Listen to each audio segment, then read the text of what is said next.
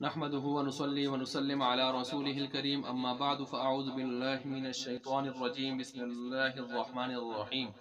واللاتي تخافون نشوزهن فعظوهن واهجروهن في المضاجع واضربوهن وقال تعالى في مقام آخر تلك حدود الله ومن يتعد حدود الله فأولئك هم الظالمون صدق الله العظيم۔ آج آپ حضرات کے سامنے جو مسئلہ لے کر حاضر ہوا ہوں وہ ہے کشیدہ حالات میں طلاق سے پہلے کے ضروری مراحل۔ اس میں دو باتیں آپ کے سامنے عرض کرنی ہیں۔ پہلی بات طلاق کی قباحت اور اس کے اثرات، معاشرتی اثرات۔ دوسری چیز آپ کے سامنے پھر یہی موضوع سے متعلق بات ہوگی کہ طلاق سے پہلے جو مراحل ہے، یعنی فوراً طلاق دے دینا بہت بڑی حماقت ہے اور بہت بڑی نادانی ہے اور بہت بڑا نقصان ہو جاتا ہے اس سے۔ شرعی اعتبار سے بھی یہ بات بہت زیادہ غلط ہے۔ اب اس اعتبار سے وہ دوسرے عنوان کو اس سے پہلے میں تمہیدی طور پر جو رکھ رہا ہوں وہ ہے طلاق کی قباحت اور اس کے معاشرتی برے اثرات۔ یاد رکھیں آپ علیہ السلام کی احادیث میں سے ایک روایت، ایک حدیث یہ ہے کہ اللہ نے اللہ کے ہاں کائنات میں جتنی بھی مباح چیزیں ہیں ان میں سب سے ناپسندیدہ چیز اگر کوئی ہے تو وہ طلاق ہے۔ بلکہ ایک روایت میں آتا ہے کہ اللہ نے روئے زمین پر جتنی چیزیں پیدا کی ہیں، بنائی ہیں، تخلیق کی ہیں، ان میں سب سے جو ناپسندیدہ چیز ہے وہ طلاق ہے۔ تو طلاق اپنی ذات کے اعتبار سے گویا پسندیدہ فعل نہیں ہے، ایک ناپسندیدہ چیز ہے، اور ناپسندیدہ چیز کو ظاہر بات ہے انسان کو اختیار نہیں کرنا چاہیے۔ ہاں جب حالات ناگزیر ہو جائیں تو تب جا کے پھر ضرورت جب حد سے بڑھ جائے تو اس وقت اس کو اختیار کیا جا سکتا ہے۔ جس طرح اس میں تو شراب وغیرہ مردار حرام، اس کے بارے میں بھی ہے کہ جب انسان حالات قابو میں نہ رہیں تو پھر ان کو بھی وہ بھی مباح ہو جاتے ہیں۔ تو طلاق ایک مکروہ چیز ہے۔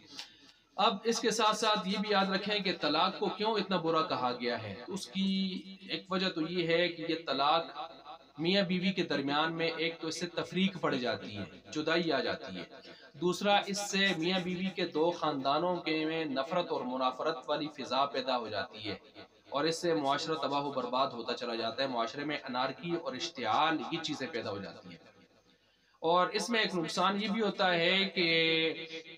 اولاد اجتماعی شفقتوں سے محروم ہو جاتی ہے، اور بسا اوقات اولاد کا مستقبل بھی داؤ پہ لگ جاتا ہے۔ تو اس لیے دیکھیں نا، اسلام تو امن کو، سلامتی کو، اتحاد کو، اتفاق کو، ان چیزوں کو چاہتا ہے، اور یہ بالکل اس میں تباہی آ رہی ہے۔ اچھا، اسی طرح ایک روایت میں ہے کہ بغیر کسی یعنی وجہ مشروع اور معقول کے کوئی عورت اپنے خاوند سے اگر جو ہے وہ طلاق مانگتی ہے تو آپ علیہ السلام نے فرمایا کہ اس پر جنت کی خوشبو بھی حرام ہے۔ تو ایسی عورت پر جو یعنی خاوند سے وہ طلاق مانگ رہی ہے بغیر کسی شرعی اور معقول وجہ کے، اس پر جنت کی خوشبو بھی حرام ہے، آپ علیہ السلام نے فرمایا۔ اسی طرح یہ بھی کہ جو عورت اپنے خاوند سے خلا مانگتی ہے تو آپ علیہ السلام نے فرمایا یعنی خلا بغیر کسی شرعی وجہ کے، تو وہ عورت منافقہ ہے۔ اسی طرح یہ بھی ایک روایت ہے کہ شیطان رات کے وقت وہ دریا کے اوپر اپنا تخت لگا کے کارگزاری سنتا ہے، اور جو اس کا شیطانی چیلا آ کر یہ کہہ دے کہ میں نے آج میاں بیوی کے درمیان میں چپکش ڈالی ہے، تو اس کی بات سے بہت زیادہ خوش ہوتا ہے اور اس کو گلے لگاتا ہے، شاباش دیتا ہے۔ کیوں کہ آج چپکش ڈالی ہے، کل اور زیادہ کر دے تو طلاق تک نوبت پہنچ جائے، اور اس طرح خاندان دونوں آپس میں لڑ جائیں۔ تو یہی تو شیطان چاہتا ہے کہ تمہارے درمیان میں عداوت ڈالے، تمہیں لڑائے آپس میں، جیسے کہ قرآن کریم میں بھی اللہ نے فرمایا کہ وہ تمہارے درمیان میں عداوت کی چیزیں چاہتا ہے، تمہیں لڑانا چاہتا ہے، برباد کرنا چاہتا ہے۔ اسی طرح ایک روایت حضرت علی صلی اللہ علیہ وسلم سے روایت کی جاتی ہے جو عمدۃ القاری کے اندر اور بہت ساری کتابوں میں آئی ہے، اگرچہ اس کو ضعیف اور بعضوں نے موضوع بھی کہا ہے، لیکن وہ عام طور پر بعض کتابوں میں آئی ہے عمدۃ القاری وغیرہ میں، کہ طلاق مت دو کہ اس سے اللہ کا عرش بھی کامتا ہے، اللہ کا عرش بھی اس سے کامتا ہے طلاق سے۔ اچھا یہ چند روایات. اسی طرح آپ علیہ السلام نے فرمایا کہ ذائقہ چکھنے والی عورت، ذائقہ چکھنے والا مرد اللہ ان کو پسند نہیں فرماتے، کہ آج ذائقہ ادھر چکھ رہا ہے تو کل نکل کے کہیں اور، پھر اور اس طرح کے نئے نئے ذائقے چکھنے والے اللہ ان کو پسند نہیں فرماتا. عبداللہ بن عباس رضی اللہ تعالیٰ عنہما کے پاس ایک شخص آیا، اس نے آ کر کہا جی 100 طلاقیں دی ہیں تو کیا ہوا؟ تو انہوں نے فرمایا 3 سے تو جدا ہو گئی اور باقی 97 اللہ کی آیتوں کا مذاق اڑایا، غصے میں. اور ایک نے آ کر اس طرح 3 طلاقوں کا مسئلہ بیان کیا تو غصے میں آئے، کہنے لگے اللہ کی پہلے جو ہے وہ 3 طلاقیں دے دیتے ہو، طلاقیں مار لیتے ہو اور پھر دوڑے دوڑے ادھر آ جاتے ہو میرے پاس، میں کیا کروں تمہارا؟ اور اسی طرح ایک روایت میں ہے کہ آپ نے فرمایا اے معاذ رضی اللہ تعالیٰ عنہ، اے معاذ سب سے پسندیدہ کام غلام کو آزاد کرنا ہے اور سب سے ناپسندیدہ کام وہ طلاق ہے. اسی طرح آپ علیہ السلام نے فرمایا کوئی عورت اپنی مسلمان بہن کو جو ہے اس کو طلاق دلوانے کے لیے خاوند کو آمادہ نہ کرے کہ وہ اس کے پیالے کو اپنے پیالے میں اونڈیل دے، ایسا نہ کرے. کیوں؟ اس کے مقدر میں اللہ نے جو کچھ لکھا ہے اس کو مل کر رہے گا. دوسروں کا مقدر چھیننے کی کوشش نہ کرے، نہیں چھین سکتا کوئی. اور اسی طرح آپ علیہ السلام نے فرمایا جو تم کھاؤ ان عورتوں کو تم کھلاؤ، جو تم خود پہنو ان کو بھی اسی طرح کا، یعنی تم جو ہے زنانہ لباس اس طرح کا اسی حیثیت کا پہناؤ. ان کے چہرے پر مت مارو اور ان کو برا بلا مت کہو، اور اگر کہیں جدائی اور ان سے جدائی اختیار نہ کرو، اور اگر کہیں جدائی کا موقع آ بھی جائے، ناگزیر بھی ہو جائے، تو گھر کے اندر ہی عارضی طور پر اپنا بستر علیحدہ کر لو بس. اسی طرح آپ علیہ السلام نے فرمایا عورتوں کے بابت میری نصیحت کو قبول کرو، میری خیرخواہی کو قبول کرو. وہ کیا کہ جو ہے گزارا کرو ان کے ساتھ، گزارا کرو ان کے ساتھ، کہ یہ پسلی سے اور اوپر والی پسلی سے پیدا ہے، وہ ٹیڑھی ہوتی ہے تو ان میں ٹیڑھا پن تو ہوگا فطری اعتبار سے. گزارا کرو، ٹھیک کرنے کی کوشش نہ کرنا، اگر ٹھیک کرو گے تو پھر وہ ٹوٹ جائے گی، اگر ٹوٹنے کا مطلب وہ کسرھا طلاق ہو سکتی ہے. اسی طرح آپ علیہ السلام نے فرمایا لیس منا من خبب امرأة علی زوجیہا، کہ ہم میں سے وہ شخص نہیں ہو سکتا،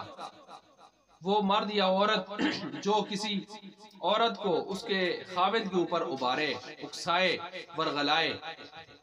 اور ان میں جو ہے تشویش پیدا کرنے کی کوشش کرے. تو بہرحال اسی طرح ابن تیمیہ رحمۃ اللہ علیہ، شیخ الاسلام علامہ ابن تیمیہ وہ فرماتے ہیں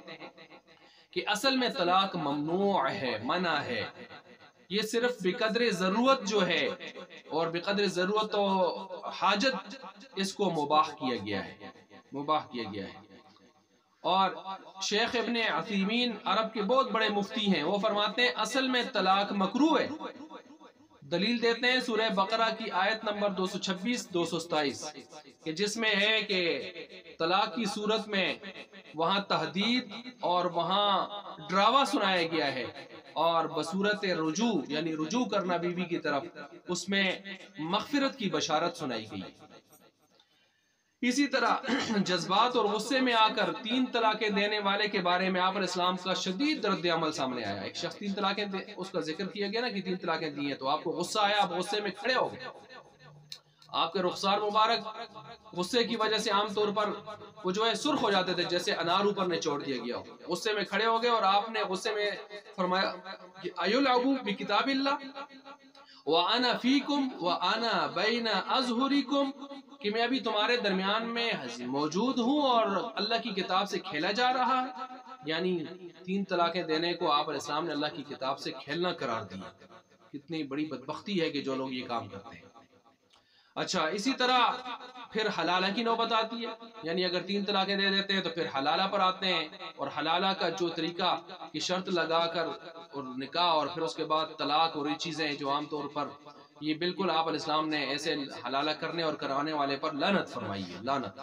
یہ ناجائز ہے، گناہ ہے، گناہ کبیرہ ہے، اور گناہ کبیرہ کے ساتھ ساتھ معاشرتی بدنامی بھی ہے اور ساتھ ساتھ خاندانی بے غیرتی بھی ہے. ساری باتیں اس میں موجود ہیں.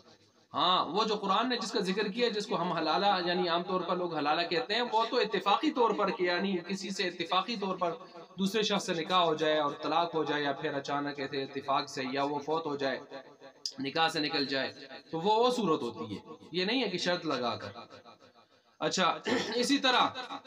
قرآن کریم میں اللہ تعالیٰ نے فرمایا فَإِنْ أَطَعْنَكُمْ سورہ نساء آیت نمبر 34 میں فَإِنْ أَطَعْنَكُمْ فَلَا تَبْغُوا عَلَيْهِنَّ سَبِيلًا،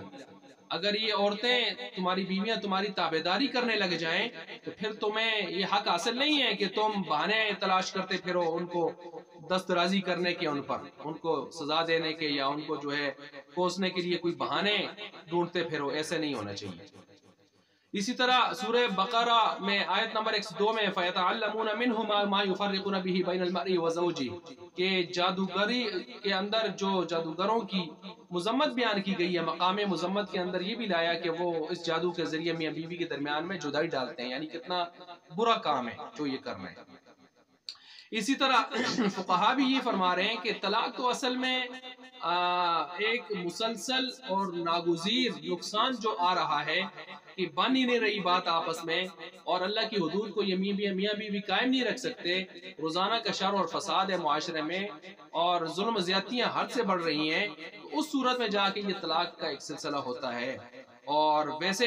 عام حالات میں شوق کے ساتھ خواہ مخواہ جلدی طلاق دے دینا یا طلاق کا مطالبہ ہی کر بیٹھنا فوری طور پر، تو حنابلہ کے ہاں اس طرح کا سلسلہ وہ شرعاً فعل حرام ہے۔ اچھا اسی طرح نکاح چونکہ شرعاً ایک مطلوب اور مرغوب چیز ہے، اس کی رغبت دلائی گئی ہے، بلکہ اس کا حکم دیا گیا ہے کہ آپ علیہ السلام نے جیسے حضرت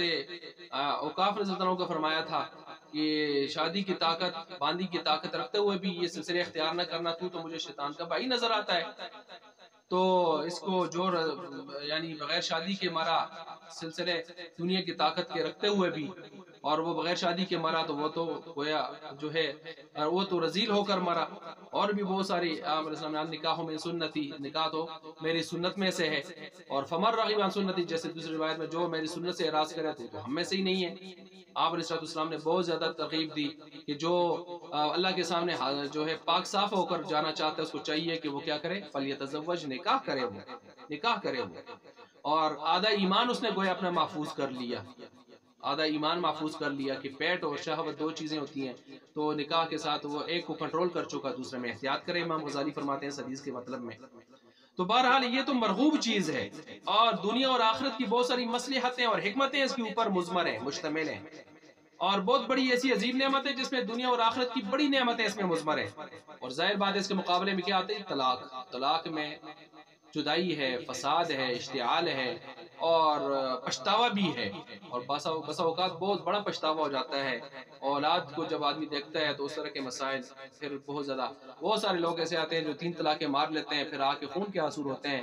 دارالفتاء کے اندر، دارالفتاءوں میں ادھر ادھر، اور وہ کہتے ہیں جی کچھ ہیلا ہو جائے، کچھ ہو جائے، اور پھر وہ دنیا پر ایک جو ہے بڑی ذلت کی زندگی سے دوچار ہو جاتے ہیں۔ اس لیے انسان کو اس میں بہت احتیاط کرنی چاہیے۔ اسی طرح میاں بیوی کا اختلاف یہ بھی یاد رکھیں، یہ ضروری نہیں ہے کہ میاں بیوی کا کبھی اختلاف ہو ہی نہ، جی منع ہے، ہو سکتا ہے 2 بھائیوں کا آپس میں اختلاف ہو جاتا ہے، ماں بیٹے کا اختلاف ہو جاتا ہے، باپ بیٹے کا اختلاف ہو جاتا ہے، 2 بھائیوں کا آپس میں اختلاف ہو سکتا ہے،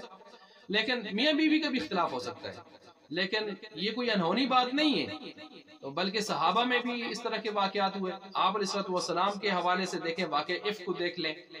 اور اس میں مشاورت آپ علیہ السلام کی ہمیں عاشق دیگر کے حوالے سے، واقع مغافیر کو دیکھ لیں، واقع خیار جو ہے ازدواج کو جو خیار ازواج کو دیکھ لیں، جس کا ذکر قرآن 21واں پارہ کر رہا ہے اخیر سے، تو اس میں اس طرح کے اور اس طرح کے جو ہے،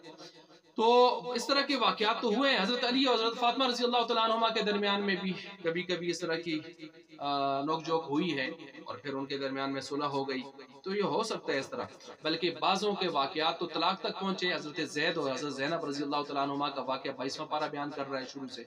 تو طلاق تک بھی نوبت پہنچی، اور نکاح بھی آپ نے سامنے خود پڑھایا تھا ان کا، تو وہ بھی، اور کبھی ایسے ہوتا ہے کہ خلا بھی ناگزیر ہو جاتا ہے، کہ خلا دینا پڑتا ہے، کرنا پڑتا ہے۔ مثلا حضرت ثابت بن قیس رضی اللہ تعالیٰ عنہ اور جمیلہ رضی اللہ تعالیٰ عنہ، ان کا واقعہ جو مشہور ہے خلا کے باب میں، تو یہ ہو سکتا ہے اس طرح۔ لیکن ان سارے واقعات کو اگر آپ پڑھیں نا صحابہ اکرام کے، آپ علیہ السلام وغیرہ، ان سب میں آپ کو ایک بات امر مشترک نظر آئے گا، وہ یہ ہے کہ سب نے اس موقع پر انتہائی حوصلہ برداشت اور اپنے جو ہے خیرخواہوں سے مشاورت یہ ساری چیزیں بڑے ٹھہراؤ کے ساتھ ایسے حالات کا مقابلہ کیا، یکدم کارروائی نہیں کی جیسے آج جائے لوگ کر لیتے ہیں، غصے میں آئے، شور سمجھا شاید سب سے بڑا بیٹا بم میرے پاس طلاق ہے، مار دیا، بعد میں پھر روتا رہا، کیونکہ نقصان عورت کو کم ہوتا ہے، مرد کو زیادہ ہوتا ہے، مرد کو زیادہ ہوتا ہے، اور اس کو پھر خرچے بھی بننے پڑ جاتے ہیں، ادھر سے عورت بھی اس سے پھر چلی جاتی ہے، پھر اس کی عورت کی دوسری جگہ شادی ہوگی، وہ بھی اس کے لیے ساری زندگی کے ایک مسئلہ اپنے لیے وہ بنا لیتا ہے، پھر اسی طرح اس کے بچے جو ہیں وہ بچہ 7 سال تک، بچی 9 سال تک بیوی کے پاس ہوتے ہیں، نانی کے پاس ہوتے ہیں، خرچہ اس کو دینا ہوتا ہے، پھر اس کی دوسری جگہ شادی نہیں ہو رہی، یا اس کے جو ہے معاشی اعتبار سے کمزور ہے، خرچات نہیں دے سکتا، جیل میں چلا جاتا ہے، اور نقصان، اور پھر بچوں سے ملاقاتیں ہونے نہ ہونے کے سلسلے، بہرحال ایک زندگی بکھر جاتی ہے، تباہی بربادی کی طرف چلی جاتی ہے۔ اس لیے سوچنا چاہیے، اور یہ بھی یاد رکھیں کہ آج سب سے زیادہ جو جاہلیت کی وجہ سے ہمارے پاس دارالافتاء میں جو فتوے آتے ہیں، ان میں سب سے زیادہ اگر فتوے آتے ہیں تو طلاق کی جاتے ہیں، اور افسوس سے کہنا پڑتا ہے 3 طلاقوں کے جائنوں کے فتوے زیادہ آتے ہیں، اور مجھے یہ بھی افسوس سے کہنا پڑتا ہے کہ وہ تو جہالت میں ہیں، ہمارے عرائض نویس لکھنے والے طلاقوں کو جب لکھتے ہیں وہ بھی طلاق ثلاثہ لکھتے ہیں، طلاقات ثلاثہ، طلاق ثلاثہ لکھ دیتے ہیں فوراً، تو یہ طریقہ کار بھی غلط ہے، اس طرح نہیں کرنا چاہیے اپنے آپ کو، کیونکہ حضرت عمر صاحب نے وہ جو 3 طلاقیں دیتا تھا اس کو درے سے اس کی خبر لیتے تھے، اور آج بھی اہل علم اس بات پر اتفاق کر رہے ہیں کہ ایسا کوئی قانون مصالحاتی ہونا چاہیے جو اصلاحی معاشرہ کا، ان میں یہ بھی ہونا چاہیے کہ جو 3 طلاقیں بیک وقت مارتا ہے تو اس کی سزا ہونی چاہیے، تو وہ غیر شرعی طلاق بدعی اس کا ارتکاب کر رہا ہے، اور اپنے لیے جو اللہ نے راستے رکھے ہیں، راہیں رکھی ہیں 3 طلاقوں تک، یہ اس کو فوراً ختم کر دیتا ہے، اور بعد میں پریشان بھی خود ہوتا ہے، تو یہ اس کو احتیاط کرنی چاہیے۔ تو بہرحال ایک تو یہ چیز ہوگی، پھر طلاق کے بعد بگاڑ پیدا ہونا شروع ہو جاتے ہیں، خود اپنے نفس کا بگاڑ، کہ ایک آدمی جب فارغ ہو جاتا ہے تو پھر کتنے عرصے تک وہ انتظار میں رہے گا، اور پھر اس کے بعد بے حرارگی کا شکار ہو جاتا ہے، بسا اوقات عورت بے حرارگی کا شکار ہو جاتی ہے، اولاد کی جو اجتماعی پرورش کا لطف تھا اس سے بھی محروم ہو گئے، اور بے حیائی معاشرے میں فروغ پانے لگی، اور اس قسم کے عجیب و غریب قسم کے خیالات، یہ چیزیں، تو بہرحال یہ جو میں نے آپ کے سامنے تفصیل کے ساتھ واقعات بیان کیے ہیں، جو روایات بیان کی ہیں، آثار بیان کیے ہیں، ان سب کا مقصد یہ ہے کہ طلاق میں انتہائی قباحتیں ہیں، اس کے معاشرتی دور رس بہت برے جو ہے وہ اثرات ہیں، اس لیے ان سے اپنے آپ کو بچانا چاہیے۔